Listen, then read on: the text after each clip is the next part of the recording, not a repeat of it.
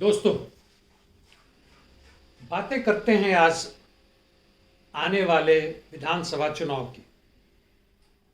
6 या 7 राज्यों में चुनाव होने वाले हैं और कई महत्वपूर्ण राज्य हैं, जैसे उत्तर प्रदेश, उत्तराखंड भी हम मान सकते हैं, और गुजरात। अन्य राज्यों में हिमाचल प्रदेश, गोवा, मणिपुर। क्या उलटफेर होगा, नहीं होगा, अभी कहना मुश्किल है।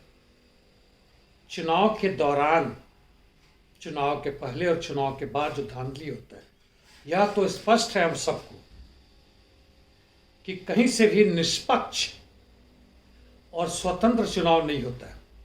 पहले भी नहीं होते थे, अब तो खुलेआम नहीं होता। चुनाव कराने वाली संस्थाएं, उनसे जुटी हुई संस्थाएं, उनका क्या हश्र हो चुका है आपको पता है।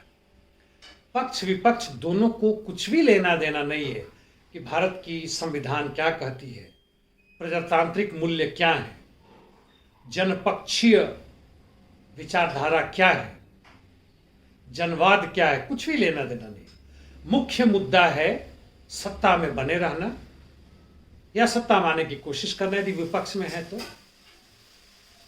और इसके लिए वो पूंजीपतियों से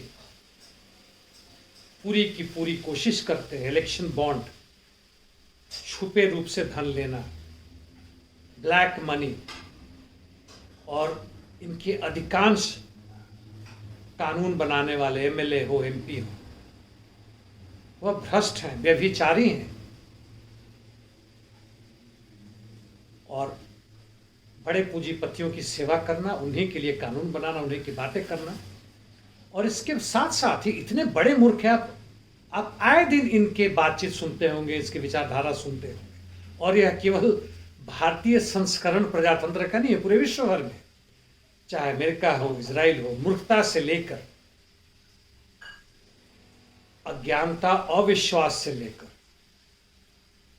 क्राइम, करप्शन और युद्ध तक का इसका हिस्सा है आज का प्रजातंत्र। यानी कुल मिलाकर देखें, भारत पर आता हूं तो इस प्रजातंत्र का मतलब है लूटने की प्रजातंत्र,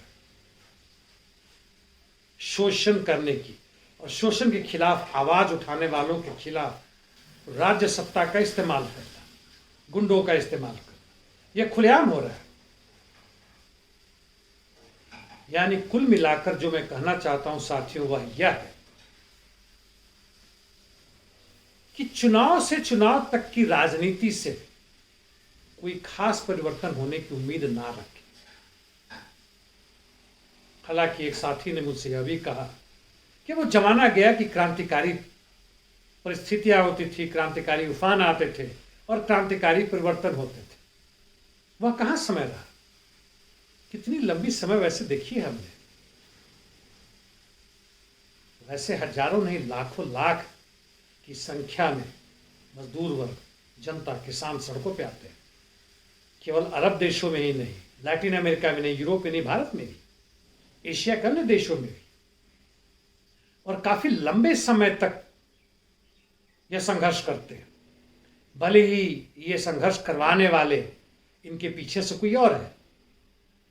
जैसे हमारे देश में 2012-13 के संघर्ष के पीछे आरएसएस और बीजेपी का था। इन्होंने पेड़ बोए, और बोए पेड़ बबूल का आम कहां से हुए, वही वाली बात। यह सत्ता आपको मिली। हांगकांग में बड़ा लंबा संघर्ष चला, महीनों चला।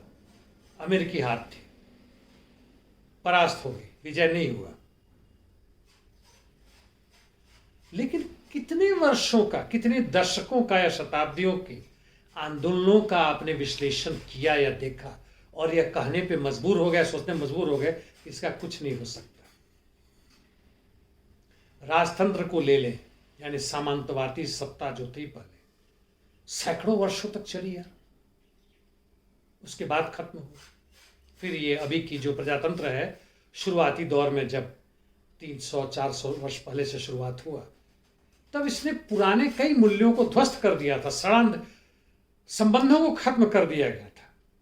एक नया प्रजातंत्र आया था जिसमें कम से कम कानूनन कहा गया था कि सभी बराबर है। हालांकि वह भी अब कानून बराबर नहीं रहे, उसमें भी सड़ांध आ गई, बदलाव की जरूरत है।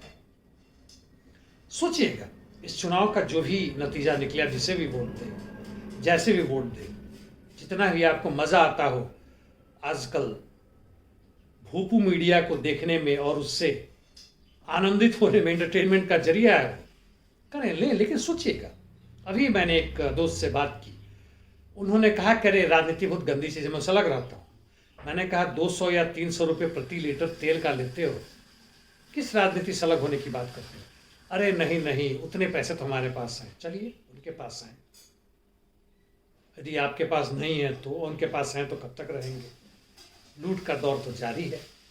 अभी आपने देखा ही क्या है, टिप ऑफ द आइसबर्ग, यानी पूरे के पूरे बर्फीली चट्टान का जो गिरना शुरू हुआ है, या उसका तो शुरुआती दौर है।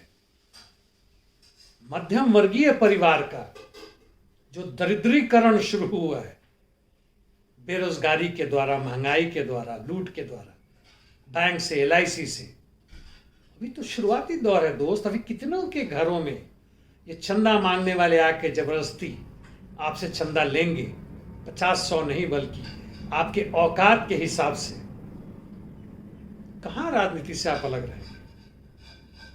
यदि आप तालाब में हैं तो कहें कि इन गंदे पानी से मुझे क्या लेना देना, मैं जिस कोने में हूं वहां का कोना बड़ा साफ सुथरा है। खंड खंड होकर ना सोचें